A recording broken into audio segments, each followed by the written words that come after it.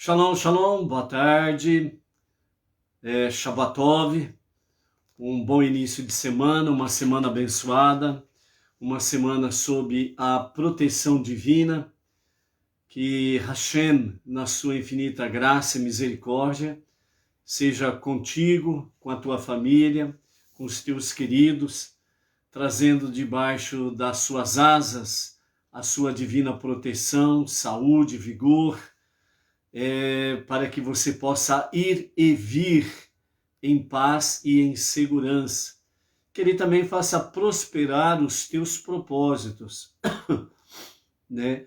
Que os teus propósitos, bem como também os objetivos, né, que você tem aí diante de ti nesta nova semana, que sejam abençoados, aprovados pelo Eterno, e que você possa aí dia a dia ser agraciado com vitórias, conquistas, mas acima de tudo com a sabedoria que vem dos céus, a sabedoria divina, para que não percamos jamais, custe o que custar, não percamos a consciência divina, consciência de Deus e a consciência da família.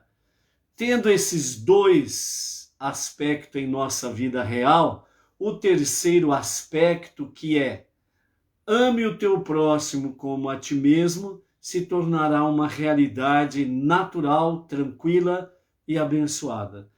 Por isso, o sistema vigente que está aí fora, essa tal de Agenda 2030, que foi focalizada nos anos 90, para que o propósito, né, da Agenda 2030 ela seja alcançado a partir do ano 2021 até o ano 2030, que se refere exatamente ao quê? Ao globalismo, ao sistema, ao establishment, ao controle da natalidade, o controle da população, a tentativa realmente de trazer um governo mundial, e nesse aspecto é necessário que estes que estão à frente deste sistema façam com que a população mundial, ou seja, os mais de 7 bilhões de pessoas, venham, na sua grande parte,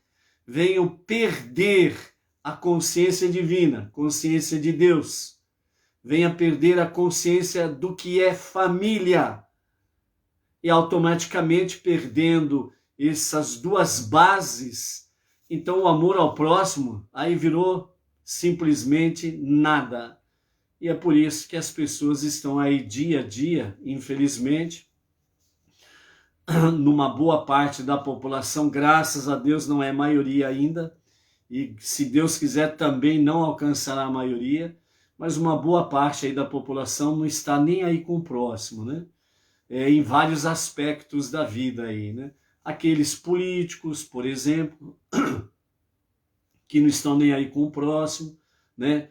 Uma boa parte do sistema judiciário sempre julgando em favor do bandido, do corrupto e trazendo a impunidade, né? E por aí afora vai, né? Mas graças a Deus ainda é uma menor parte, apesar de ocuparem pontos importantes dentro de uma sociedade. Mas nós não podemos esquecer que nós estamos estudando aí as parashiot, as porções da Torá, dos 5 primeiros livros da Bíblia. Hoje nós vamos começar a 41ª parashá, portanto nós já estamos praticamente já avançando, né? Estamos mais da metade do 4º livro dos 5 livros da Torá, Bamidbar, Números, e temos aí esta semana e mais 3 semanas pela frente, né? No máximo para completarmos o nosso 4º livro, tendo em vista que nós vamos ter aí nesta semana, nós temos a Parashá Pinhas, né? E essa semana será a nossa Parashá Pinhas, e depois nós teremos aí a 42ª e a 43ª parashiot, as porções, na outra semana, nós teremos as duas porções juntas na mesma semana, que são as porções de Matot, que significa tribos, e Masei, caminhadas, jornadas. E aí então, na semana que vem, pela misericórdia de Hashem, se Mashiach não se revelar até lá, melhor que Mashiach se revele já, amém? Né? E aí então, caso não aconteça isso, estaremos trazendo aí, sem sombra de dúvidas, o encerramento do 4º livro, e vamos nos preparar então para a semana do dia 11 de julho até o dia 17 de julho. Nós estaremos então estudando nesta semana a primeira porção do 5º e último livro da Torá. Ou seja, louvamos a Hashem, agradecemos a Hashem por podermos chegar até aqui, né? Mais de 4.000 versículos lidos, ouvidos e estudados. Isto é muito, mas muito bom mesmo, né? Então, Baruch Hashem por isso daí, né? Então, pela graça de Hashem, nós estamos iniciando hoje uma nova semana, uma nova porção, a nossa 41ª porção, que é a porção de Pinhas, ou, né, a tradução comum que se faz por aí, né, Finéias, né? Originalmente é Pinhas. E nós vamos, né, estudar essa semana 168 versículos. Ontem nós concluímos 4.454 versículos lidos, ouvidos e estudados.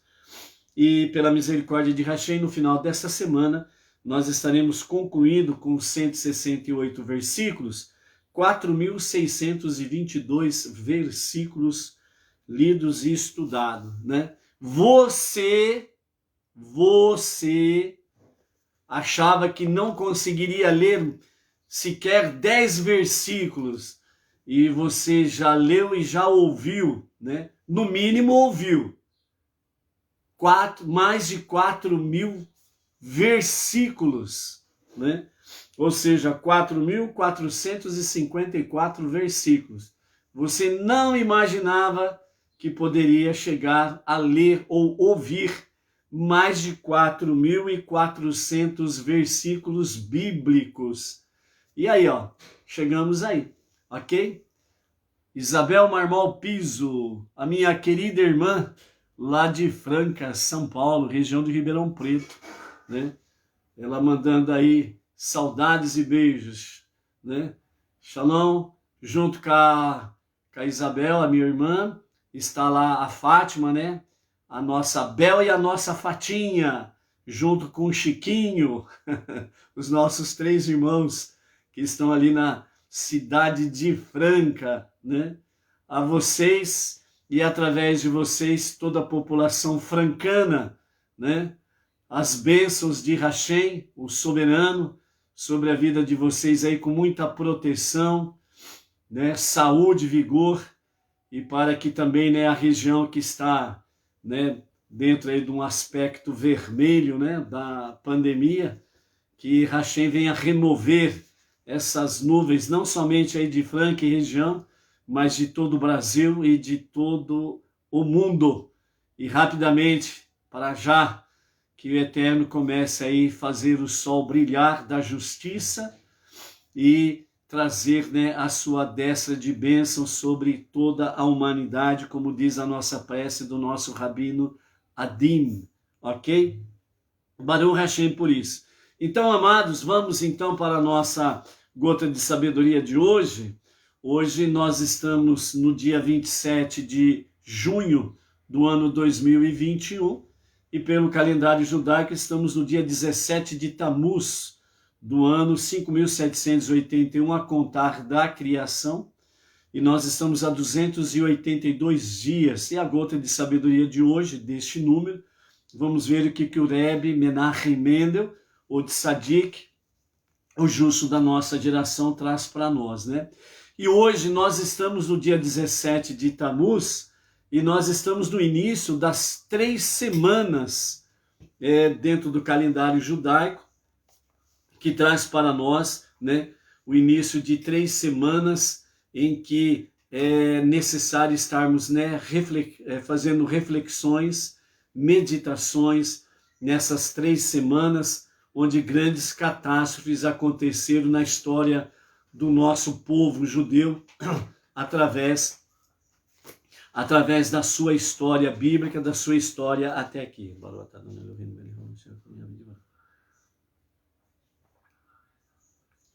Então nós vamos estar comentando algumas coisas hoje e durante as próximas 3 semanas, sempre trazendo algo sobre essas 3 semanas que começa hoje, né? Começou ao pôr do sol de ontem. Portanto, né, nós estamos aí de sábado para domingo, no primeiro dia das 3 semanas, né, até o pôr do sol do dia 9 de Ave, que vai ser no dia 18 do mês de julho, que é um domingo, né? Ao pôr do sol do domingo se conclui as 3 semanas. Estaremos falando sobre isso daí, ok? Vamos ver a nossa gota de sabedoria. Então, assim o Rebbe nos diz. No início da década de 60, né, o Rebbe repetiu muitas vezes o seguinte: chegará um momento em que a Rússia não só permitirá que os judeus saiam da Rússia, mas também os ajudará a emigrar para a Terra Santa. Então saberemos que a redenção é iminente. Olha só, o Rebbe Menachem Mendel, o tzadik, o justo da nossa geração, o líder da nossa geração, ele falou isso no princípio da década de 60. Nesta época aí, né, a Rússia ela era o antigo, né, União Soviética, né, a famosa cortina de ferro. E realmente o sistema era bruto, feroz, cruel. E os judeus sofreram muito, assim como uma boa parte da população que habitavam esses países desta União Soviética na época. Mas o Rebbe, ele dizia, vai chegar um momento, isso na década de 60 ele disse, vai chegar um momento em que a Rússia, ela não somente permitirá a saída dos judeus, mas também ajudará eles a emigrar para a Terra Santa. E então, quando isso começar a acontecer, então nós saberemos que a redenção é iminente, ou seja, ouçam os passos do Mashiach.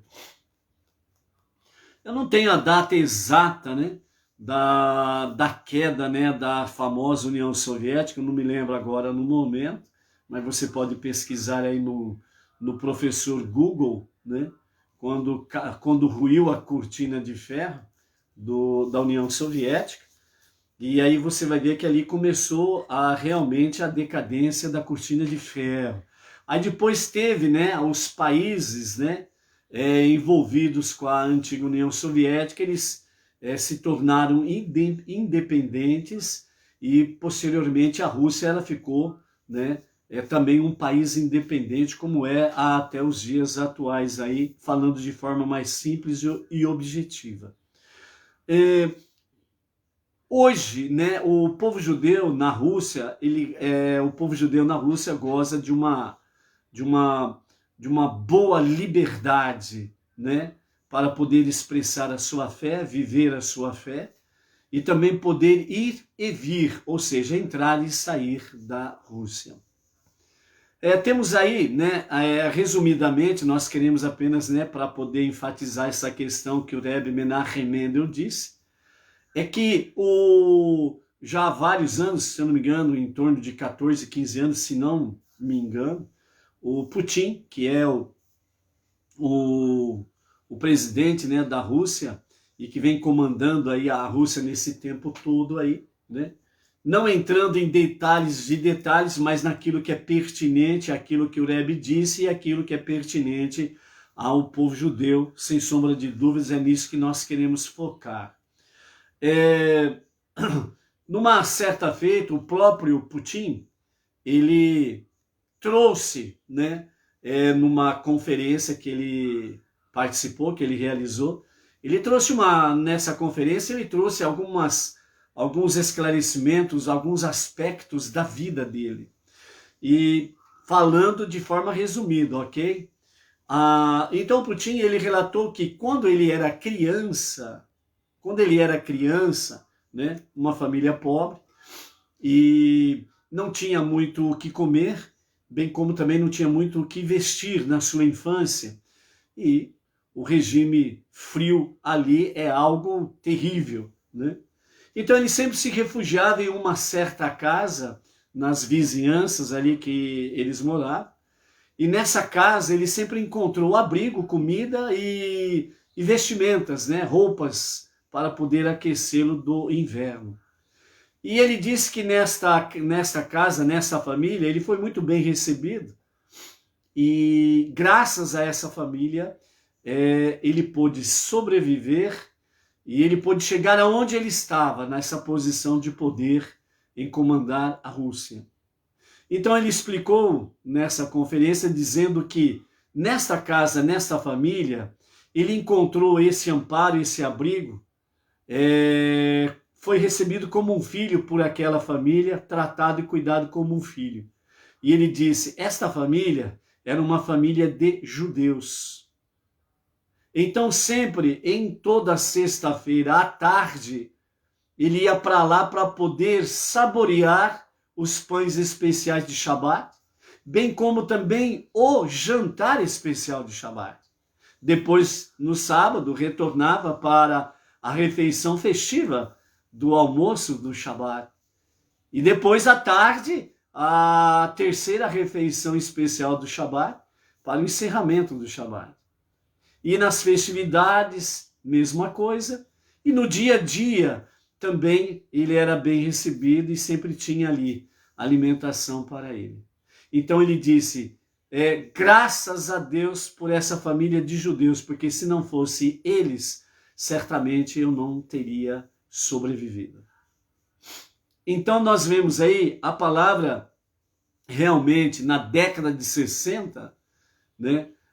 Como que realmente o Rebbe Menachem Mendel, ele teve a visão profética desta realidade, deste fato específico, e de fato isso aconteceu. E já faz bons anos em que realmente a própria Rússia, ela ajuda a fazer com que aqueles que querem emigrar para a Terra Santa, para Israel, para Jerusalém, tenham o aval do governo para o fazer, né?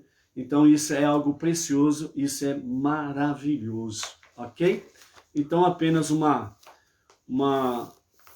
fato para nós vermos aí como que o Rebbe, né, realmente tinha a visão profética, ok? Nós queremos aqui mandar um shalom especial para o grupo Lechaim Israel, aos seus administradores, o Gessé Alexandrino e o Anderson Bezerra, né, por estarem constantemente, né, diariamente, recepcionando a nossa live, o nosso vídeo, e compartilhando ali no grupo Lechaim Israel. Então, que Hashem os agracie com a sua bênção, né? Dentro do próprio grupo ali nós temos várias pessoas, né, que sempre estão aí desfrutando da live, tecendo comentários, né, que realmente nos estimula também a seguirmos em frente nesta jornada. Entre eles, né, nós temos aí no grupo o Edmilson Barbosa, o César Vasconcelos, Rostan de Lima, a Yaritza Verônica, lá do Chile, a Leocádia Pereira, né, de Colombo ali, região de Curitiba, o Walter Riso, o Jorge Kiki Rofel. Jorge, espero que tenha pronunciado seu nome correto, ok? O Maurício Leal, a Claudiana Rodrigues, a Clarice Moreira Elias, o Reginaldo Mastelano, ou Mastelaro, Reginaldo Mastelaro, a Marta Beatriz Esgaibe Issa, a Alaine Anaile e entre outros, né, que sempre estão aí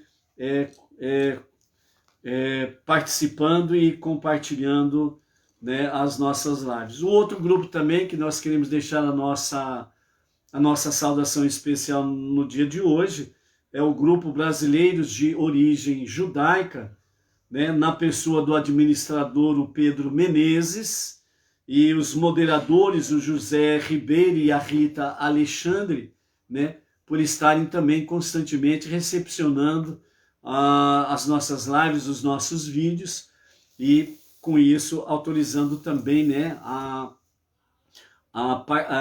o compartilhamento no grupo, né? Entre eles tem também no grupo Carlos Garcia, a Meire Paulina Mello, a Nadir Pereira, o Marcos Antônio Barros, o Wanderson Silva, o Ronaldo Guerra, entre outros aí. Então, a nossa gratidão, né, a esses dois grupos, né? Junto com eles nós temos aí o grupo Benei Batinoa, lá que a Simone de Ribeirão Preto sempre está compartilhando também, né, que está aí dentro do nosso grupo aí, né, o próprio grupo Benei Noa Brasil, com a administração ali do Caio Scatini, que também sempre está compartilhando as nossas lives aí, né. Então nós louvamos a Hashem por esses grupos e por cada vida em particular também, que vai compartilhando, né, as lives, os vídeos, e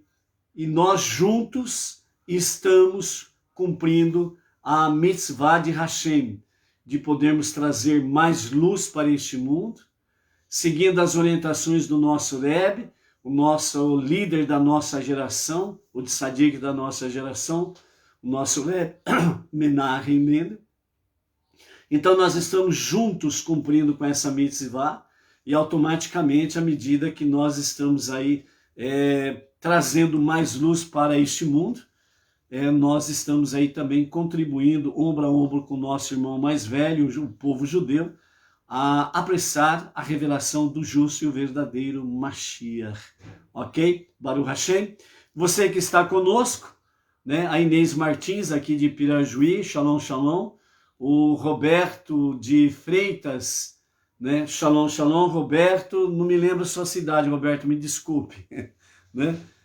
O Roberto Freitas, a Maria Luísa Freitas, né? Lá de Palmas, né? Tocantins, o Luiz Ribeiro de Itaquera, Grande São Paulo. Quem mais que está aí? O José Hélio Tavares, Shalom, Shalom, lá de Silveiras, né? Baruch Hashem aí, ok? Então, bendizemos a Hashem por podermos chegar até aqui. Hoje nós estamos iniciando a nossa paraxá, Pinhas, né? Traduzido de forma simples como Finéias também, que é muito usado por aí. Mas nós sempre vamos ficar focando aí Pinhas, né? E justamente essa paraxá aqui está no dia de hoje, ela sempre é lida no início das 21 dias, né? As 3 semanas, onde grandes e terríveis coisas aconteceram envolvendo o nosso povo, nosso irmão mais velho, o filho primogênito de Deus, o povo judeu, o povo israelita. Então, os nossos sábios nos falam que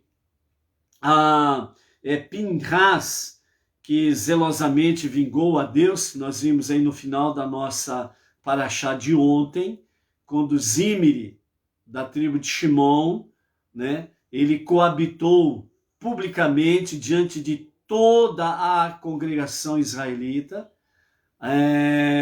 adentrando na tenda e coabitando com uma mulher midianita, a Cozbi, que coabitaram carnalmente, e houve ali então a questão de Baal Peor, né? Ou seja, o senhor do desnudamento, né? Então Baal significa senhor, e isso pode ser tratado, né, para qualquer pessoa, Baal, senhor, mestre, ok? E o nome do ídolo é peor, que significa desnudamento.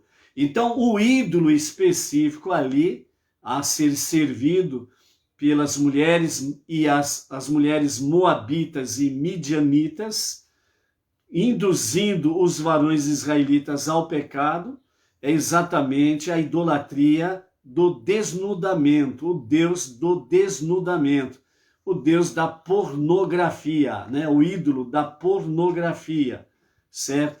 Então, nesse sentido aí, Pinhas, ele tomou uma lança, adentrou a tenda, e o casal estavam coabitando, mesmo na sua presença, não conseguindo desgrudar, e então a lei era bem clara: um israelita coabitando com uma mulher não judia, a sua punição era a morte, ainda mais fazendo adultério e prostituição.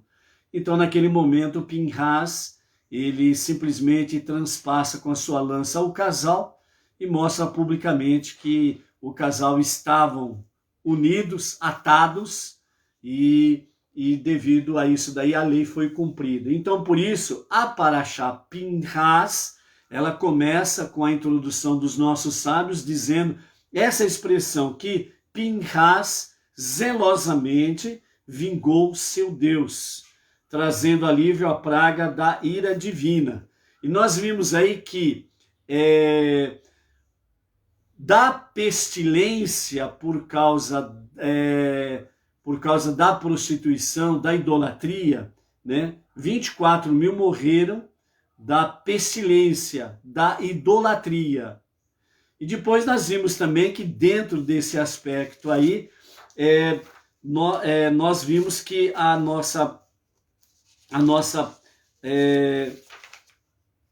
Parashá, ela nos dá a conclusão que, vamos aqui pegar os dados corretamente, nos fala exatamente que 281 mil morreram por causa da idolatria e por causa da prostituição, a licenciosidade, a promiscuidade, a libertinagem.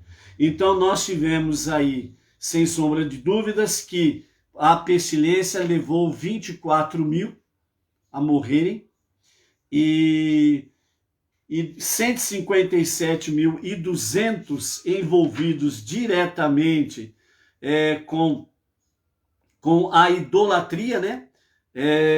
Eles 157.200 envolvidos diretamente com a prostituição, melhor dizendo, a prostituição, e isso trouxe a licenciosidade. Então, com essa questão, eles se envolveram com a bebida, embriaguez, com a sedução e com a idolatria. Então, dessa forma, os 157.200 israelitas, varões, se envolveram diretamente com essas abominações. E os 24 mil que morreram de pestilência estavam entre esses 24 mil, tanto inocentes como culpados, por causa da idolatria. Ainda mais que muitos deles tentaram, depois que Pinhas matou o casal, então muitos tentaram matar Pinhas. Aí a pestilência aumentou, e então Pinhas, ele pediu a Deus para que cessasse a pestilência e a praga. E aí então Deus atendeu o pedido de Pinhas, e assim cessou então a praga, a pestilência. Então 24 mil morreram da peste e 157.200 foram mortos por causa da idolatria pelas mãos dos juízes, certo?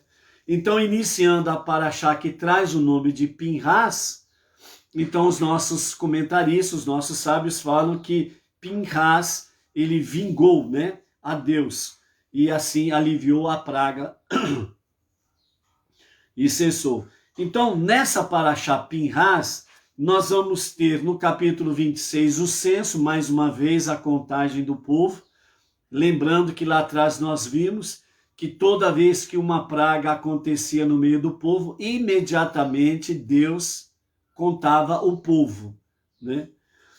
Vamos ter aí no capítulo 27 a herança, a respeito da herança da terra de Israel. No capítulo 28 e 29 nós vamos ter aí os sacrifícios festivos. Nós vamos encontrar tudo isso nesta paraxá aqui, né? Então, os nossos comentaristas, eles perguntam, né? O nome da paraxá não deveria refletir o conteúdo inteiro e não apenas o seu começo? Então nós temos a paraxá com o nome Pinhas, mas nós vamos ver aí na sequência o quê? O censo, a herança da terra, os sacrifícios festivos. E Pinhas está literalmente no começo da paraxá. Além disso, qual é a conexão entre a paraxá de Pinhas e a época do ano em que ela é lida? Durante ou imediatamente antes das 3 semanas de luto pela destruição do primeiro e do segundo templo? Nossos sábios ensinam que Pinhas possuía a alma do profeta Eliarro. Então, Pinhas, ele tinha a alma do profeta Eliarro. E as próprias profecias e os nossos mestres sábios trazem para nós que o profeta Eliarro é quem anunciará a verdadeira e completa redenção. Então os nossos sábios falam que o profeta Eliarro é aquele que vai realmente anunciar, eis o Mashiach aí, ou estamos iniciando a época da redenção. Tanto é que nós vemos aí através do Tanar que o profeta Eliarro, ele não faleceu, ok? Dentro desse aspecto aí, não vamos entrar muito em detalhes mais profundos aí sobre Pinhas ter a alma do profeta Eliarro, etc e tal, né? Simplesmente isso, Pinhas tinha a alma do profeta Eliarro. E mais para frente vamos ver com mais detalhe alguma coisa nesse sentido, tá bom? Portanto, não é surpresa que a sua indignação de Pinhas, justa e vingança passional, alcançasse uma transformação um tanto messiânica para o povo judeu do seu tempo. Ou seja, a ação de Pinhas neste episódio, os nossos sábios falam que foi uma ação, naqueles dias, foi uma ação que tem uma proporção messiânica para os dias de Pinhas e o povo que estava ali vivendo. Ou seja, um momento muito crítico, que poderia realmente, efetivamente, o plano de Balaque e Bilão poderia realmente destruir e matar toda a nação de Israel, mas aí a ação de Pinhas, ela impediu com que isso prosseguisse. Então foi uma ação messiânica na visão dos nossos sábios. E, portanto, de uma situação de depravação espiritual, que foi a adoração de Baal Peor, o Deus, o Senhor daquilo que é desnudo, né? Então, Baal Peor, a idolatria para a prostituição, para os desejos desenfreados da concupiscência da carne, ou seja, os desejos desenfreados da carne, que tem as suas depravações sexuais nos mais baixos e cruéis manifestações sexuais. Então, por isso, a emergência nacional, ele agiu justamente para reverter uma depravação espiritual, que foi a adoração de Baal Peor, e a emergência nacional, a praga, para uma dissatisfação divina.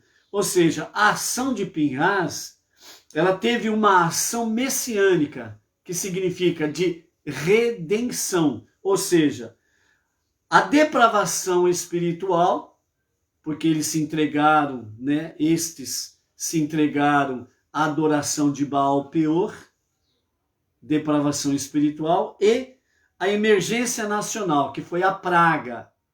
A praga era a doença que estava matando tanto inocentes como culpados. Então, com a ação de Pinhas, houve, para aquele momento, uma ação messiânica, que é o quê? Uma ação de redenção. Cessar o que é mal, estabelecer aquilo que é do bem. Cessar aquilo que é de maldição, para estabelecer aquilo que é bênção. Então, dessa forma, Pinhas, para os seus dias, ele teve como uma ação messiânica, uma ação profética, que os dias da revelação do justo e verdadeiro Mashiach, assim se sucederá. O mal se converterá em bem, a maldição se converterá em bênção, tudo de forma plena, muito abundante e muito real. Ou seja, trevas e tudo aquilo que está ligado ao mal cessará e será estabelecido o que é da luz e o que é do bem, da bênção. Então foi um ato profético, messiânico que Pinhas assim realizou, né? E aí nós estamos vendo a questão desta ação dentro de uma depravação espiritual e dentro de uma emergência nacional. Ou seja, nesse aspecto, é tanto a parte espiritual como a parte do mundo físico sendo corrigida. É o que vai acontecer plenamente nos dias de Mashiach. Então, dentro desse aspecto, os nossos sábios falam que o menor gesto que fizermos para que isso seja corrigido, ou seja, a depravação espiritual, só de você abraçar a fé monoteísta com fundamento judaico, você, só com esse ato, você dissipou uma grande escuridão. E o adversário teve uma grande derrota. Para vermos, né, para assim, darmos um exemplo da proporção disto, só isso daí você você apressou a manifestação de Mashiach. Vamos dizer em números para a gente ter uma visão do que queremos dizer. Se Mashiach era para se revelar a daqui 10, vamos dizer, num aspecto mais avançado, se Mashiach era para se revelar daqui 100 anos, só com o teu ato, você já trouxe isso para 10 anos. Outro e outro e outro e outro e outro, ou fazendo. Então, vamos voltar ao ponto inicial da nossa live de hoje, da nossa paraxá de hoje, do ensinamento do nosso Rebbe na década de 60. Os dias de Mashiach é algo iminente. Ou seja, com a sua ação, com essa simples ação, você somou aquilo que o Rebbe Menachem Mendel disse na década de 60. A revelação iminente de Mashiach. Você está confirmando isso. E que seja para agora. Amém. Dentro do aspecto espiritual, você está fazendo uma grande correção. Você está se somando a Pinhas. Você está se somando a Mashiach. Você está se somando com todos os justos de cada geração. O seu gesto, você pode pensar que foi pequeno, mas não foi pequeno no mundo espiritual. Foi algo tremendo. Não duvide disso. E no segundo aspecto, a emergência nacional, a praga, ou seja, o mundo físico sofrendo pragas. É o que nós estamos vendo nos dias atuais. Ou seja, o mundo está doente.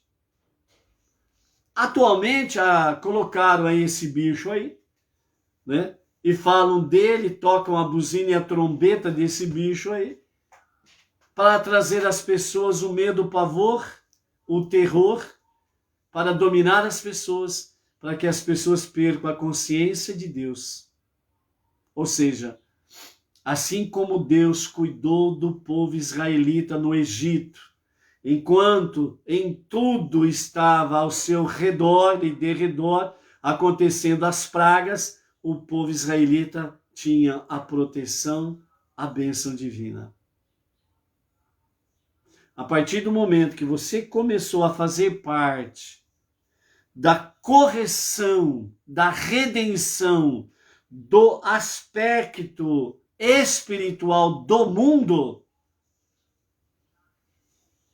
você já tem as nuvens de glória para te proteger durante o dia e a coluna de fogo para te proteger durante a noite. No sentido figurado, para dizer que o Eterno está contigo a todo momento. E dentro do aspecto físico do nosso mundo, você está se somando com Pinhas para corrigir o nosso mundo. Por isso que nós não podemos alimentar o medo e o pavor das pessoas diante dessa praga que está aí. Muito pelo contrário, nós precisamos levar a mensagem do único Deus, a unidade e a unicidade de Deus, o único Deus e o único Salvador. Falar com as pessoas, levar a mensagem para as pessoas. Clame a Deus diretamente.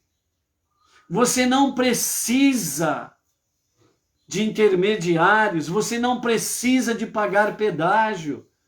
Você pode falar direto com Deus, você pode falar direto com o Pai.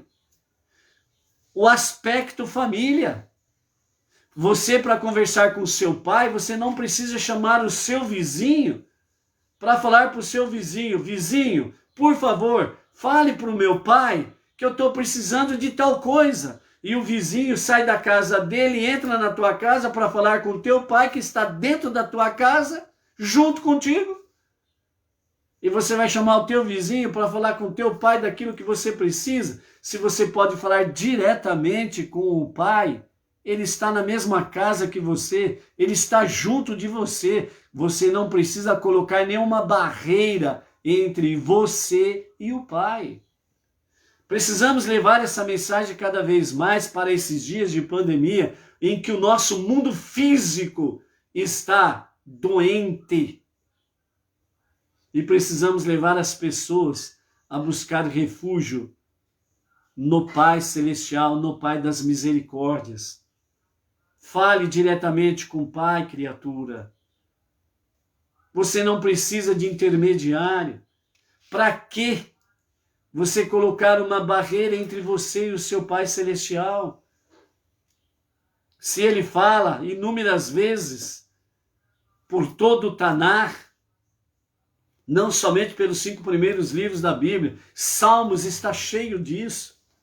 Os profetas falam disso daí, que Deus não rejeita aqueles que o buscam com todo o seu coração. O Pai Celestial não te rejeita. Então você não precisa de intermediário. Quando você usa o intermediário, você está dizendo assim: o meu pai não quer me receber. O meu pai, ele não gosta de mim. Eu preciso usar um intermediário para que esse intermediário venha dizer: ô pai, o teu filho ali, ó, ele está sentindo falta do teu amor. Ô pai, olha um pouco para o teu filho. Ou seja, você usa o intermediário para acusar o Pai Celestial que ele não está te dando a devida atenção. É isso que nós precisamos despertar nas pessoas. Simples.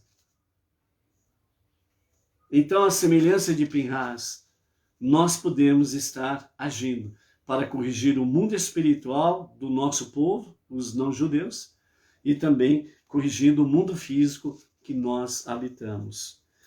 Então, essa satisfação divina se manifestou de várias formas, né, durante a nossa paraxá e durante a história do nosso povo, os israelitas.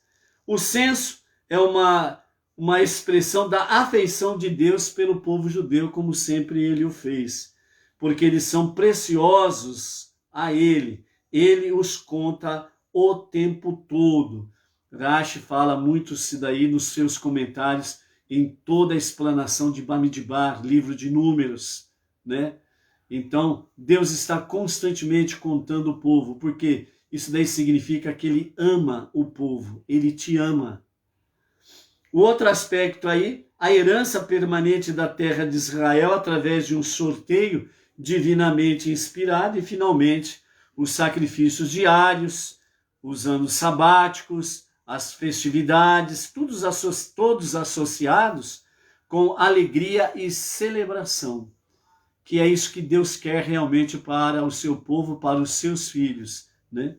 Então, o tema da nossa paraxá é transformação. Então, o tema central da nossa paraxá Pinhas é transformação do povo judeu da depravação espiritual para a virtude. Se o povo judeu tem essa transformação, então as portas dessa transformação para as nações automaticamente se abrem. E nesse sentido, né, nós estamos aí na nossa jornada monoteísta com fundamento judaico, com os rabinos que são a nossa liderança nos dias atuais, para fazermos parte exatamente desta redenção antes da verdadeira redenção plena que acontecerá a partir do momento da revelação do justo e do verdadeiro Mashiach. Então, não é coincidência, portanto, que a paraxá Pinhas é sempre lida no começo destas 3 semanas que relatam, né, realmente momentos trágicos, terríveis na história do povo judeu. Por ler essa paraxá, isso nos possibilita transformar estas 3 semanas desoladoras da história judaica em dias de festa e júbilo, com a verdadeira e completa redenção. Esta é a finalidade da nossa paraxá Pinhas. Praticamente falando, Pinhas estabeleceu um exemplo para todos nós, mostrando-nos como trazer esta transformação, ou seja, sempre que é possível aumentar a posição moral ou espiritual dos outros. A pessoa não deve ficar parada, né? Então aqui, os nossos sábios, os nossos comentaristas, eles estão dizendo que Pinhas foi um exemplo excelente para nós, tanto para judeus como para não-judeus que estão vivendo a jornada monoteísta e estão andando juntos, ombro a ombro. Então, dentro desse aspecto aí, então, nós temos condições de trazer realmente essa transformação para as nações, para aonde nós moramos, aonde nós habitamos, entre os não-judeus.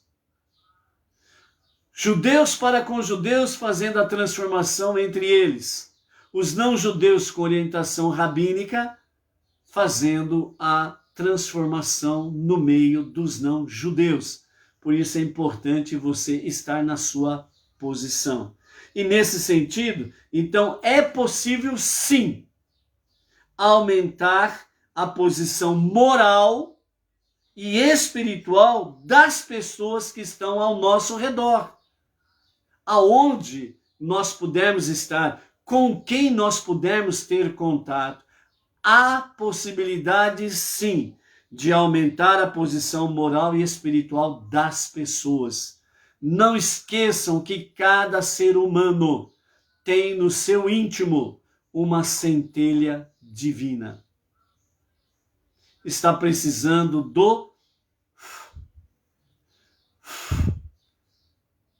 aquela brasa, essa centelha divina que está ali apagada, ela está precisando que alguém assopre para que esta brasa apagada ela possa se reacender. Por isso é possível sim aumentar a posição moral ou espiritual das pessoas. Nós não podemos ficar numa posição que muitos dizem por aí, eu sou neutro, eu estou em cima do muro. Não tem como você ficar neutro. Por isso, não podemos ponderar dizendo, certamente há pessoas melhores do que eu para esta tarefa. Então é uma forma de dar uma de isentão, é uma forma de se acovardar, é uma forma de se esconder, é uma forma de ficar em cima do muro. Ficar em cima do muro é a pior posição que tem. Você leva a pedrada dos dois lados, quem é a favor e quem é contra Deus. Pau, pau. E é pedrada para todo lado. E você simplesmente perde de todos os jeitos. Assim como Pinhas, a pessoa deve agir no momento certo, sem hesitar. Não esqueça que Deus te coloca no lugar certo. É Deus que te coloca no lugar certo. Quando você toma decisões esquisitas, né? Então tem aquela famosa expressão, eu estava no lugar errado na hora errada. Por que você estava no lugar errado e na hora errada? Porque você tomou uma decisão sem uma orientação divina. E aí você cai no lugar errado, na hora errada. E aí, quando não é pedrada, é tiro de canhão. Bum! Né? Aí depois é juntar os cacos para começar tudo de novo. Então, devemos, como Pinhas, vejam bem, por que aqui os comentaristas falam como Pinhas? Porque até aqui, no final da nossa paraxá anterior, alguém escutou falar de Pinhas? Parece que Pinhas não existia. E quem era Pinhas? Ele era neto de Arão. Ele era filho de Elazar. Mas ninguém tinha escutado ele. E aqui os comentaristas falam, assim como Pinhas, a pessoa deve agir no momento certo sem hesitar. Ou seja, você não pode ficar nessa posição de que há pessoas melhores do que eu para fazer essa tarefa. E eu fico escondidinho. Não. Você deve, à semelhança de Pinhas, seguir em frente na sua jornada. No momento certo, na hora certa, no lugar certo, na hora certa, em que Deus te coloca, porque você está seguindo as suas orientações através de que forma? Obedecendo os seus mandamentos, as 7 leis universais. Então Deus vai te colocar no lugar certo, na hora certa. E a hora que Ele te coloca nisso e coloca a pessoa ou pessoas próximo de você, é porque Ele está confiando a você a tarefa de trazer a esta pessoa ou a estas pessoas ou a estes grupos de pessoas, está te confiando para que você venha elevar a posição moral e espiritual desta ou destas pessoas. Deus te coloca no lugar certo, na hora certa. E assim como Deus concedeu a Pinhas a alma de Eliarro, o profeta, para poder realizar sua missão, da mesma forma, Deus inspirará cada um de nós com o espírito necessário para transformar nosso atual exílio, especificamente falando, como povo judeu, o seu grande exílio, desde o ano 69 da nossa era comum, em um estado de redenção. O início dessa redenção começou explicitamente 14 de maio de 1948, o retorno do Estado de Israel e o povo retornando para o Estado de Israel. Mas ainda não terminou a grande diáspora. É nosso trabalho, no entanto, galvanizar este espírito em ação. O que significa galvanizar este espírito em ação? Galvanizar significa que nós precisamos reanimar o nosso espírito nesta ação. Qual ação? Elevar a posição moral e espiritual do nosso próximo. Nós não podemos cair naquele aspecto. O que importa é eu crescer. Eu. Não podemos cair na idolatria do nosso ego, do nosso egocentrismo. O nosso foco é o próximo. O nosso foco é a semelhança de Pinhas, é trazer uma posição, elevar a uma posição superior, moral e espiritual do nosso próximo. Por isso, é nosso trabalho galvanizar este espírito em ação, ou seja, reanimar, dando vida e energia, arrebatar, eletrizar a nossa ação nesta questão. Então, por isso, vibrar, força, é estar realmente vibrante, é realmente estar com ação, alegria, dedicação, o ímpeto seguindo a direção, a orientação de Deus. É isto aqui que Deus quer de mim, é isso daqui que eu vou fazer, e estar ali, a alma animal submissa à alma divina. A força, a intrepidez, a coragem, a ousadia. Não é o medo, não é o pavor, não é o sistema, não é o globalismo, não é pragas, seja qual for o mal. Não vai me calar, não vai me pulverizar, não vai me anestesiar para eu ficar simplesmente como um poste. Não. Então é isso, é galvanizar, este espírito em ação. É vibrar mesmo. Eu sou um monoteísta, eu sou um Benei Noach. Eu estou ombro a ombro com meu irmão mais velho, o povo judeu, nesta questão da redenção final, para revelar o justo e verdadeiro Mashiach em nossos dias, para agora mesmo. Amém. É galvanizar, eletrizar a nossa ação. Vamos lá, gente. Se mexe.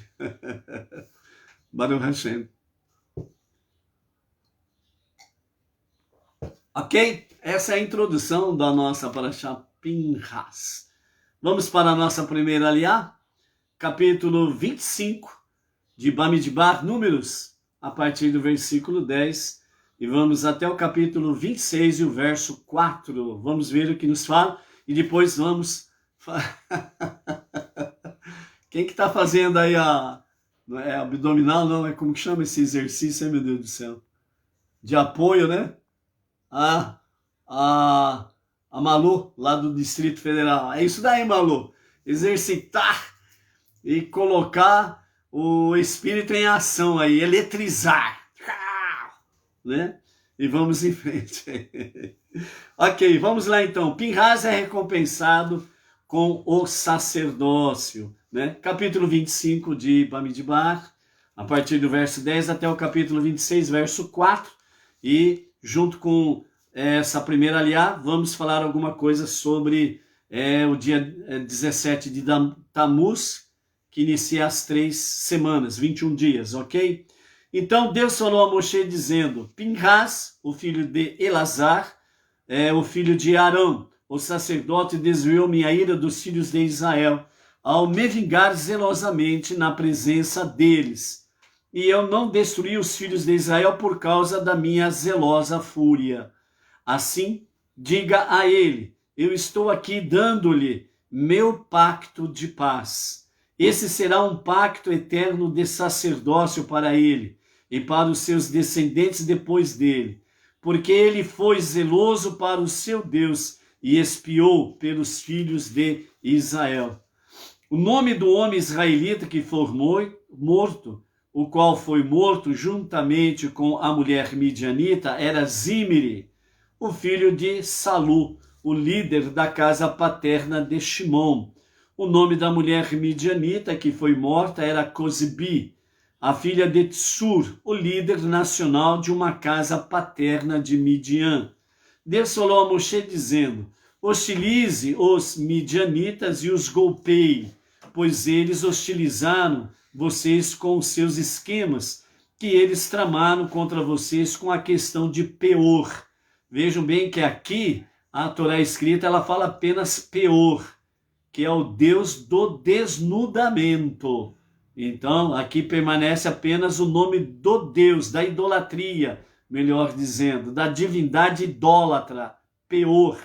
E a questão de Cosibi, irmã deles, filha do líder midianita, que foi morta no dia da praga, que aconteceu por causa da questão de Peor. Capítulo 26, aqui inicia então o censo final de Moshe.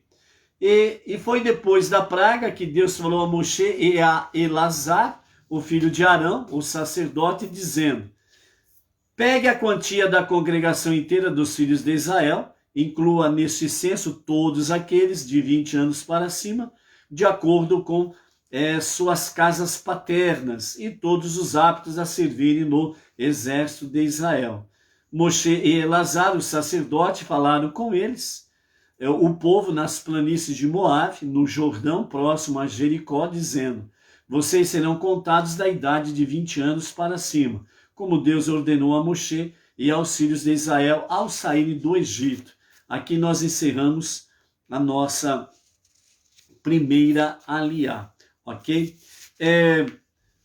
Comentando alguma coisa aqui no sentido da nossa primeira aliá e ao mesmo tempo alguma coisa dentro das 3 semanas que nós temos pela frente, né? Os 21 dias a contar de hoje, do pôr do sol de ontem até o pôr do sol de hoje. Nós estamos no dia 17 de Tamuz, o primeiro dos 21 dias de 3 semanas dramáticas em que o povo de Israel passou, o nosso irmão mais velho passou, e isso refletiu a todo o povo e a todas as nações. Porque se o povo judeu é abençoado, as nações são abençoadas. Se o povo de Israel não é abençoado, coisas drásticas acontecem com eles, com o povo, melhor dizendo, no singular, né? Isso também acontece com as nações. Então, nesse sentido aqui, né, são 3 semanas para nós estarmos fazendo reflexões, né, num nível mais profundo, e justamente a Parashá Pinhas, que inicia essas 3 semanas, exatamente para nós não esquecermos que se nós agirmos com o espírito de Pinhas, nós teremos a mesma inspiração que Pinhas teve, ou seja, a inspiração divina para estarmos no lugar certo, na hora certa, para fazer o que é certo, ok? Então, aqui, né, Rashi, ele dá uma explicação aqui no sentido de que a imprudência, né, de Zimri, a lei foi ocultada de Moshe, assim eles irromperam em choro no incidente do bezerro de ouro, e Moshe manteve-se firme contra 600.000 pessoas no caso do pecado do bezerro de ouro. Moisés mostrou-se realmente implacável com referência à mitzvah contra a idolatria.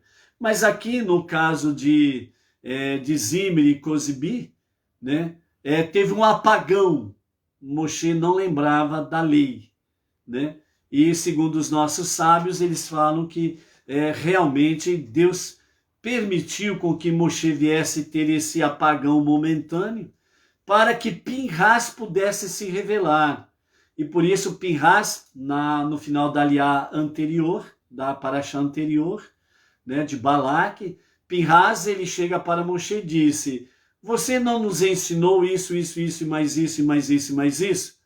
E que aquele que fosse pego no flagrante, coabitando com uma mulher não judia, ele teria que ser julgado e morto. Ou, no ato propriamente dito, já seria morto naquele ato lá. Então, quando Pinhas ele questionou Moshe nesse sentido, então Deus fez com que ele recordasse da lei. Então Moshe recorda a lei e ele fala para Pinhas, sim, é verdade o que você diz. E como você foi quem lembrou da lei, você tem a honra de poder executar o que a lei diz. Por isso que Pinhas foi e executou aquele casal, né, que estava numa sequência de abismos, né? Bebedeira, sedução, prostituição, adultério, idolatria, e por aí afora vai, né? Um abismo chamando outro abismo, um pecado chamando outro pecado, né? Então, esta é a sequência, né, do plano traçado por Balaque e Bilã. Então, é um abismo chamando outro abismo, é um pecado chamando outro pecado. É por isso que se fala que a mentira, ela tem perna curta, porque a mentira dita ontem, ela é descoberta hoje, mas para encobri-la, precisa fazer uma nova mentira, criar uma nova mentira. E vai indo, vai indo, vai indo, até que vira uma bola de neve, e na hora que a verdade brilha como o sol, então aquela bola de neve se desmancha, e aí então a avalanche, né, a enxurrada, o tsunami é terrível na cabeça dos mentirosos, né? Então, nesse sentido aí, aqui na nossa Parashá Pinhas, né, é comentado, né, Rashi comenta novamente essa questão, para mostrar para nós o quê? Assim como Pinhas foi lhe dada a oportunidade de poder ver o mal, de poder ver a violação dos mandamentos. Assim como Pinhas pôde contemplar isso e ser realmente, né, consumido no bom sentido pelo zelo de Deus para aquilo que é bom e justo, então Pinhas teve a oportunidade, estando no lugar certo, na hora certa, para fazer o que é certo, e ele não hesitou, ele fez. Ou seja, ele galvanizou, ele deu vida, ele eletrizou a sua ação. E não hesitou, não teve dúvidas. É para fazer isso? Então vou fazer agora. E partiu. Simplesmente isso. E olha só, dentro da visão aqui do que Pinhas fez, amados, vejam bem que Pinhas, ele matou um príncipe da tribo de Shimon. A tribo de Shimon é a tribo, né? De Shimon, é aquela famosa tribo que tem, ó, nervo ao flor da pele. A tribo de Shimon não tem estupim. Nem para dentro eles tinham estupim. De tão curto que era o estupim da tribo de Shimon, eles nem estupim tinham, nem para dentro. Não precisava. Era menos do que um piscar de olhos e já estavam para cima. Por isso que Shimão foi separado de Levi. Porque Shimão e Levi junto é um verdadeiro tsunami de força, violência e por aí afora vai. Então, nesse sentido, Shimão tem um dos seus príncipes matado por Pinhas, que não tinha nenhuma ascendência de príncipe. Ou seja, na linguagem real, né? Na linguagem real, um plebeu matou um príncipe. O povão lá de Shimão falou, não, o que é isso? Esse Zé Ninguém, esse João Ninguém aí fez isso com o nosso príncipe, partiram para cima dele. E eles iriam matar Pinhas se Deus não tivesse intervir, como fez no caso de Josué e Caleb. Onde foi que, no caso de Pinhas, a pestilência aumentou. Aqueles que estavam próximo de Pinhas para pegá-lo e matá-lo, foram acometidos de praga e de pestilência imediatamente, ó, pum, caíram mortos diante de Pinhas. E aí Pinhas deixou a lança com aquele casal morto e elevou a Deus a sua prece para que cessasse a pestilência. E Deus atendeu a prece de Pinhas. E nesse sentido, né? Pinhas é recompensado com o sacerdócio. Então, Deus permitiu a ocasião para que Pinhas pudesse aparecer. Vamos trazer isso para os nossos dias. Marcos Santos, o Antônio Sérgio Carrilho Castro, os demais que estão aí no momento e que posteriormente estarão. Vamos trazer Pinhas para os nossos dias.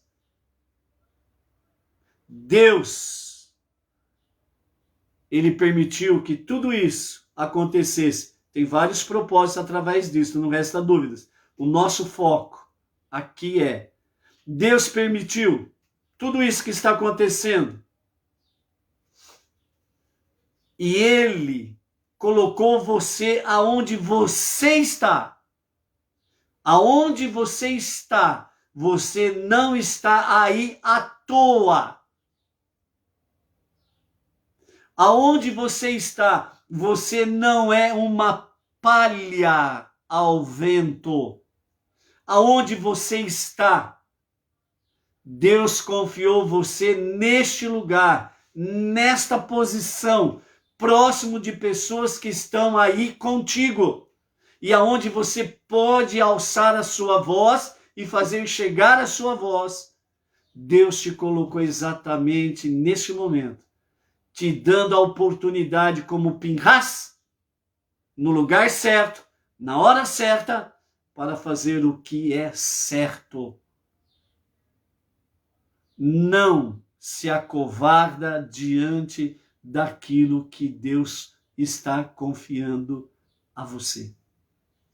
Assim como Pinhas, você venha agir sem hesitar, porque você está somando com Pinhas para esta redenção, para os nossos dias, para que acelere a revelação do justo e verdadeiro Mashiach para a redenção plena. Deus está confiando aos Pinhas, não judeus, entre as nações. Por quê? Porque o Espírito que Deus deu a Pinhas é o mesmo que Ele dá a todos aqueles que confiam nele e seguem as suas diretrizes. Então, desta forma, diz os nossos sábios,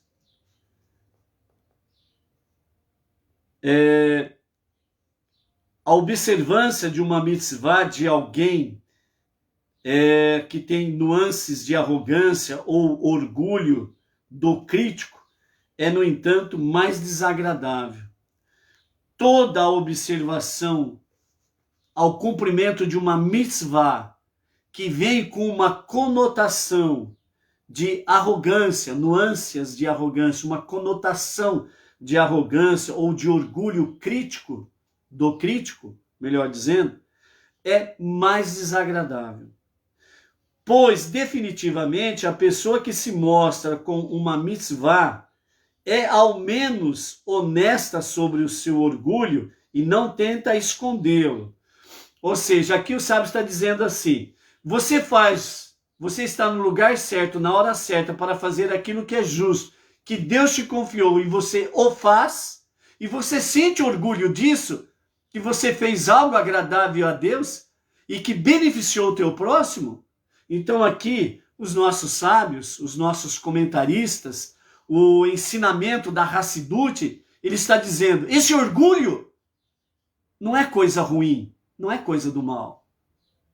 Enquanto que do outro lado, aquele orgulho crítico, que vai criticar o que você fez, vai procurar achar um defeito na tua ação, esse é degradável, é perverso. Mas aquele que faz realmente com honestidade, e depois quando ele conclui, ele diz assim, puxa vida, eu fiz um negócio bom, eu fiz um negócio legal. Eu vi que aquela pessoa com quem eu conversei e procurei elevar a moral dele, a autoestima, a questão espiritual dele, puxa vida, eu vi o brilho nos olhos dele nascendo. Eu senti a alegria dele, ele foi embora muito grato, ele foi agradecendo, ele saiu feliz. Puxa, isso daí me encheu de orgulho. Então, os sábios dizem que esse orgulho que você sente, ele não é do mal. Não é pecado. Significa que você fez algo bom e você se sentiu bem em ter feito aquilo. E é isso que nós precisamos fazer. Continuando, o crítico, no entanto, não pode tolerar a verdade de que ele é muito orgulhoso. E assim, ele se inclina para a desonestidade, revestindo seu orgulho em um manto de humildade e justa indignação. Dentro desse exemplo que nós estamos dando aqui, então você se sente bem, você se sente uma pessoa orgulhosa por ter feito bem a alguém. Enquanto que aquele crítico negativo, ele vê isso daí, então ele vai criticar você de forma pejorativa, porque você se orgulhou daquele ato bom que você fez. Que você se mostrou feliz por ter feito aquilo. E num comentário ali, né? Num comentário no sentido bom, você mostrou realmente aquilo de bom que você fez e a pessoa percebeu que você ficou orgulhosa daquilo. Então ele vem com aquele manto de humildade, os hipócritas. Entende? Hipocrisia, o que é hipocrisia? Essa cambada que não tem o que fazer, tem medo de fazer o que é certo, porque fazer o que é certo e verdadeiro exige responsabilidade, compromisso. E essa cambada não tem isso. Então quem faz, eles ficam lá apontando os dedos. Apontando o dedo e criticando de forma negativa, pejorativa. Então esses críticos, eles se revestem com aquele manto da humildade, que na realidade é hipocrisia, é falsidade, para criticar aqueles que fazem. Então observem bem, quando alguém faz algo bom e tem alguém criticando, analise os frutos. A pessoa que está criticando, o que ela tem de bom? O que ela fez de bom? Analise. E você vai encontrar uma bexiga cheia de ar. Um balão cheio de ar. Aí é só você dar uma cutucadinha no balão, puf! Não tem nada dentro de si. Apenas um crítico perverso, vazio de si mesmo, vazio de tudo aquilo que é bom, e sempre se põe a sua fantasia de hipócrita com o título humilde, eu sou humilde. E ele é tão imbecil que ele não tem do que se orgulhar, e por isso que ele critica aqueles que fazem algo bom e se sentem felizes por isso, um orgulho feliz. E são essas porcarias que temos por aí pela frente aí. Nós não precisamos perder tempo com esse povo, viu? Não perca tempo com eles, não. Então, a lição óbvia que nós encontramos aqui, já na nossa primeira aliá, é muito mais sábio ser um ativista do que um crítico. Obviamente, aqui ele está falando uma questão do ativismo do bem. Não essas porcarias de ativismo que temos aí fora, não. Esses ativismos que tem aí fora, aí que cada coisa degradável, imoral, indecente. E não vou continuar falando porque vai sair palavrão. Então, é muito mais sábio ser um ativista, né, do bem do que um crítico. Né? Você pode perceber aí, né, os críticos que você está vendo aí na atualidade. Um é mais perverso do que o outro, mais vazio do que o outro. Pois um pouco de orgulho pode tornar o criticismo destrutivo ao invés de construtivo.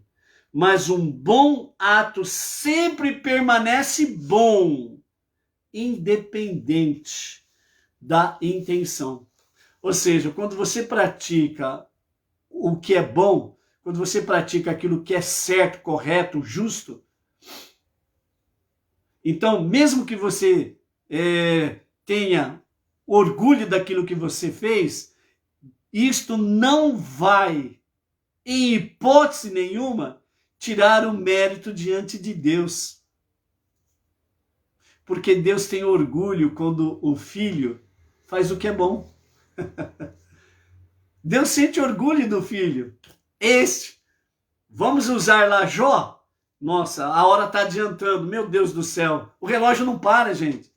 Mas vamos usar lá rapidamente o exemplo de Jó, né? O que o adversário do ser humano faz na virada do dia?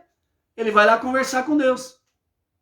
Aí ele chega lá e fala lá, ô Deus, o negócio é o seguinte, eu acabo de rodear a terra lá e eu encontrei lá o fulano de tal, e o fulano de tal lá, ele tá com o peito cheio de orgulho lá. Como que fica essa história aí? Não pode isso. Aí Deus vira para o adversário do ser humano, o adversário, o acusador, que tem o nome de Satã, e ele fala assim, você viu o que esse meu filho ou minha filha, você viu o que ele fez para aquela pessoa? Ou aquela pessoa lá que ele conversou simplesmente um minutinho. Ele falou para aquela pessoa lá que ela tem uma alma preciosa, que eu amo. E ele falou assim, puxa vida, nunca ninguém me falou isso daí. Que eu tenho uma alma que Deus ama. E ele começou a mudar o aspecto daquela pessoa. E ele, num simples 1 minuto que ele pôde conversar com aquela pessoa, ele falou para ela, falou assim, não esqueça, você nunca está sozinho. Deus está com você, Ele é pai. E você é filho, ou você é filha dele. Vá em frente. E não esqueça que você não está sozinho. Deus está com você. Você percebeu que aquela pessoa, ela estava indo para um suicídio, mas aquele minutinho de conversa livrou ela da morte. E aquela pessoa hoje, ela está me louvando por causa desse minutinho de conversa, dessa pessoa que você quer acusá-la de ter orgulho de ter feito algo bom. Juridicamente, a tua acusação não procede. Arreda-te, Satã. A tua acusação não tem fundamento legal. Tchau. E ele vai embora. Uma analogia para você entender que o teu ato, por menor que seja, mas ele está fundamentado na Torá, nas 7 leis universais, o acusador, ele pode até tentar, mas ele não prospera. Porque não tem fundamento legal, jurídico diante de Deus. Ok?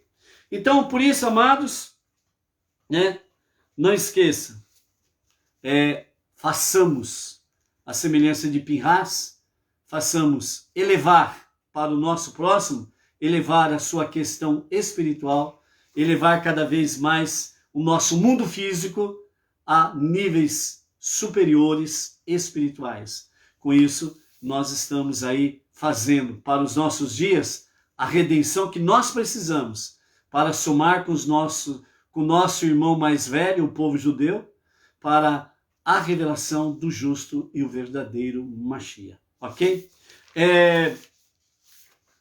Então hoje nós estamos no dia 17 de Tammuz, iniciamos então as 3 semanas, começa hoje, né?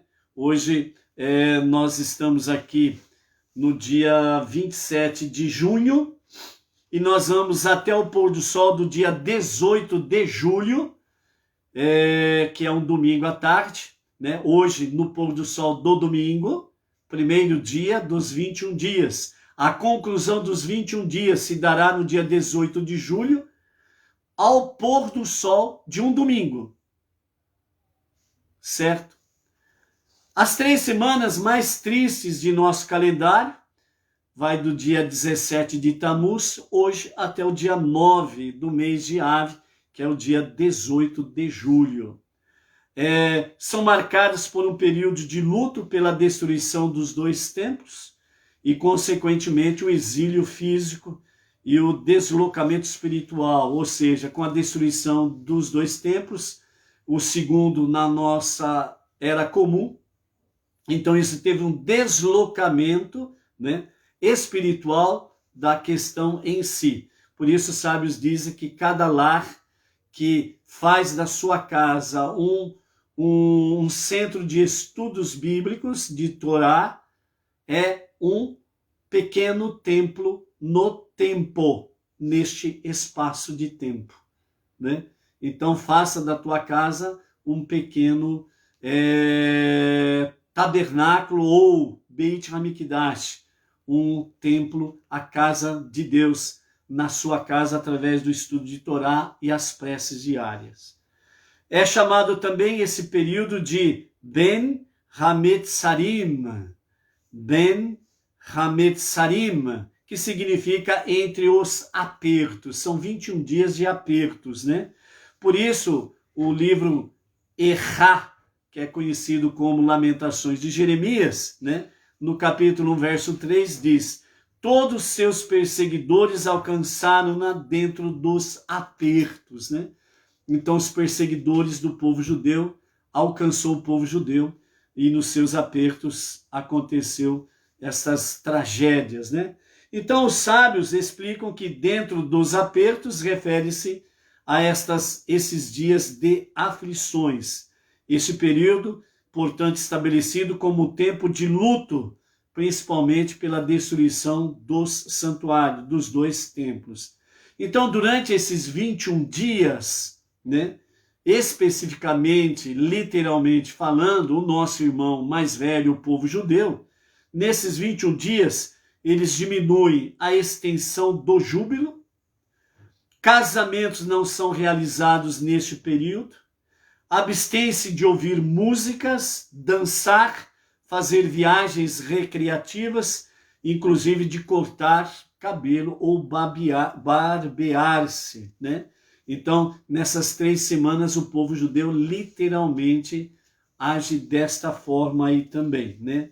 Então, dentro desse aspecto também, nesses 21 dias, né, não vestem roupas novas, né? E também não ingerem frutas que ainda não tenham sido comidas nesta época, nesta estação. Ou seja, nesse aspecto aí, aquilo que é novo, mesmo frutas novas, não se come nesses 21 dias. O nosso irmão mais velho assim o faz. O filho primogênito de Deus, o povo judeu, assim o faz. E também esse período é um período chamado de tempos perigosos. E por isso as orientações dos mestres, dos rabinos, não se coloque em uma posição que pode gerar perigo. Então, abstém-se de situações perigosas, ok? Pessoas devotas, né, separam um período de tempo para reflexão e luto pela destruição dos 2 templos, né? Então, é um período de reflexão, meditação, né, sobre esses aspectos difíceis, né? Lembrando que a Parashá de Pinhas, ela traz justamente no início das 3 semanas, exatamente o quê? Assim como Pinhas, no momento crítico, difícil da história do povo judeu, ele agiu para trazer transformação, redenção. Então, a grande lição que nós tiramos aqui nessas 3 semanas, iniciando com a Parashá Pinhas, é que, para nós não-judeus, dentro do aspecto entre as nações, na qual o nosso mundo, as nações, está doente espiritualmente e fisicamente, é o tempo que Deus está precisando de Pinhas para poder agir dentre as nações, para trazer a redenção. Ok? Então, né, algumas coisas que nós precisamos refletir dentro desse aspecto do mês de Tammuz. São 4 aspectos aqui que os nossos sábios trazem para nós refletirmos aqui, para irmos para o nosso encerramento, ok? E mais uma vez a gente pede escusas aí pelo prolongamento do horário. Então, algumas coisas aqui que nós precisamos estar refletindo nesse período. O dia 17 de Tammuz é um dia de jejum, em lembrança às 5 tragédias que assolaram o povo judeu em diversas épocas de sua história. Essas 5 tragédias nós vamos trazendo durante as 3 semanas, ok? Então, por exemplo, eu não vou falar para você que amanhã nós vamos falar exatamente sobre elas, né? Porque tudo acontece, né, de forma inesperada e nós precisamos ver aí qual que é a direção, né, que a Ruach HaKodesh vai nos dando para podermos falar sobre isso, amanhã, nesse momento, vamos falar sobre isso. Então, amanhã, na hora que nós, né, de hoje para amanhã, né, nos preparando para a Aliá de amanhã, a live de amanhã, aí nós vamos vendo, né, o que a Ruach HaKodesh vai nos dando direção para poder focar o aspecto na nossa Aliá de amanhã, ok? Então, por isso eu falo para você, ó, todos os dias, às 14 horas, hora de Brasília, no mesmo bate-canal, aqui a nossa live acontece no mesmo bate-horário, né? Então, estamos aqui, não perca. E posteriormente tem a gravação aí para poder acompanhar, tá bom? Então, dentro desse aspecto, o primeiro desses foi o ato de Moshe ter quebrado as tábuas da lei. Então, aqui nós temos esse primeiro aspecto aqui das 5 tragédias. A primeira delas, exatamente a quebra das primeiras tábuas, né? Com aspecto, né, só comentando aqui o aspecto da quebra das primeiras tábuas, né? Quando Moshe desceu do Monte Sinai com os 10 mandamentos, 5 mandamentos em cada tábua. Então, a milagrosa escrita divina gravada naquelas 2 tábuas, segundo os nossos sábios, falam que aquela escrita, mesmo quando teve as novas 2 tábuas, mas aquela escrita específica das primeiras tábuas, ela nunca mais foi recuperada. Por que eles falam isso? Porque nas primeiras 2 tábuas, Deus escreveu de tal forma naquelas 2 tábuas que as letras elas passavam de um lado ao outro da tábua. Ou seja, então a tábua, a escrita, ela transpassou a espessura da tábua. Então, de qualquer lado, ou seja, a pessoa estava, né, de frente com ela. Então ele virava as tábuas ao contrário, era como se fosse à frente. Ou seja, segundo os sábios dizem que as pessoas poderiam ler os 10 ditos nas 2 tábuas de qualquer jeito. Simplesmente assim. Então, por isso que fala que a gravação daquela dimensão nunca mais foi recuperada. Então, nas 2 novas tábuas, então, foi gravada. A gravação dos 10 ditos, ela não transpassou as tábuas. Então, ela foi gravada numa face. E só por aquela face poderia ler os 10 ditos de Hashem.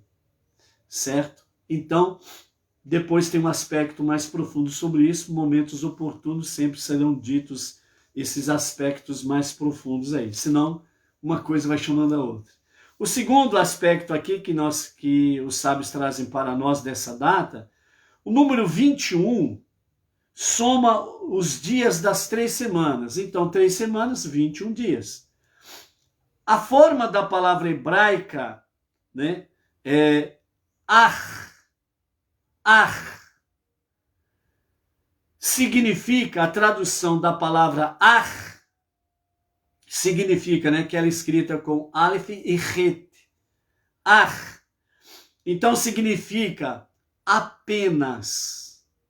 Apenas. 17 de Tammuz tem o valor numérico da palavra hebraica tov, que significa bom ou bem.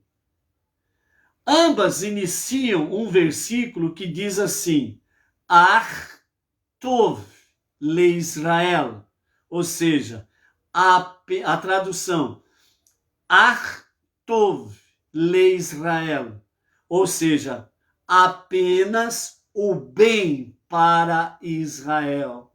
Apenas o bem para Israel. Isso mostra que, de forma mais profunda, mais elevada, os acontecimentos desagradáveis destas 3 semanas, na realidade, levarão somente às coisas boas. Por isso, né, Ar tov le Israel, que estão ligados com o número 21 das 3 semanas, com o dia 17 de Tammuz, ou seja, apenas para o bem de Israel. Ou seja, no final dos 21 dias, né, será tudo concluído para o bem de Israel. O terceiro aspecto é exatamente o número 3 no judaísmo, que representa a perfeição e eternidade. Olha, o número 3 no judaísmo representa perfeição e eternidade. Não esqueça isso. Assim está escrito: a corda tríplice não se desmanchará facilmente. Isso foi muito usado com referência a Sansão, lá em Juízes, ok? De fato, esse número é recorrente. Há 3 patriarcas, 3 festas de peregrinação. A lei escrita é composta de 3 partes: Torá, Neviim e Ketuvim. Torá, profetas e os escritos. Ela foi entregue no 3º mês após a saída do Egito ao povo judeu, que é formado por 3 grupos: Cohen, Levi e israelitas. E o quarto aspecto aqui: se o número 3 é tão significativo, por que então tantas tragédias recaíram sobre o povo judeu durante as 3 semanas? A resposta que os nossos sábios trazem é: todo esse sofrimento são etapas que levam aos dias de Mashiach. Isto é aludido ao fato de os 2 jejuns, 17 de Tammuz e 9 de Av, eles sempre coincidem com o mesmo dia da semana do Seder de Pêssar, quando comemoramos a saída do Egito, a nossa libertação. Né? Então, você sempre vai poder perceber estes, né, entre aspas, né, estas coincidências que acontecem com referência realmente a tudo ligado à questão judaica da palavra propriamente dita, né? Então, dessa forma aqui, nós vamos perceber, com referência ao número 3, que representa a perfeição e eternidade. O dia 17 de Tammuz, ele sempre vai cair de sábado para o domingo, dentro do aspecto de semana. Sempre cai de sábado para domingo. No pôr do sol de ontem, sábado, até o pôr do sol de hoje, domingo, é o dia 17 de Tammuz. O dia 9 de Av, que será, né, no dia 18 de julho. Então, no pôr do sol do sábado, dia 17 de julho, no pôr do sol do sábado, até o pôr do sol do domingo, dia 18 de julho, é o dia 9 de Av. E o primeiro dia de Pesach, que é lá no dia de Nissan, nós temos aí, né, no dia 15 de Nissan, nós temos aí exatamente o primeiro dia de Pesach. Ele acontece exatamente no pôr do sol do sábado e vai até o pôr do sol do domingo. 3, que significa perfeição e eternidade. Será que Mashiach se revelará em Pesach? São todas coisas para se pensar. Ficando por aqui, seja forte, seja luz, seja cada vez mais firmado realmente na palavra divina.